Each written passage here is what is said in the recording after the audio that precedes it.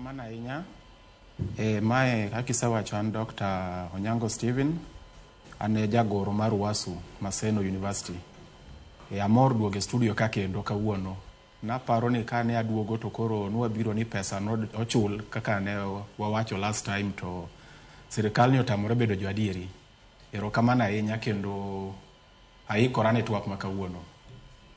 Erokamano ahinya. Yena mondo mi achako dikene county ma Kisumu.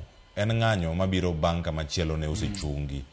En ang'o manokethore e gigi duto osebedo kuromo kod jotendu madongo. En ang'o manokethore ma koro kawuono chako dok e ndara uonge klas.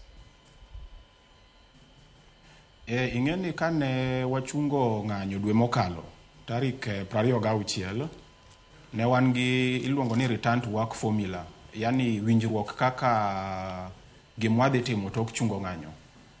To nwatimo mano kata pesa pok ne gichulo nikech ne wang'iyo maslahi mar nyithindo nwaketo mbele to nwaparo ni ma sirikal maka osewacho gimoro to biro timo.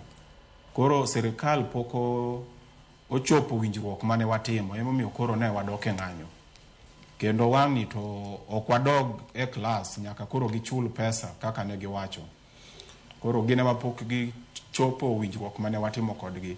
And winjruok maduong' wawinjore ni medo wa msara mar kinde atamalo 7% nyaka 10%.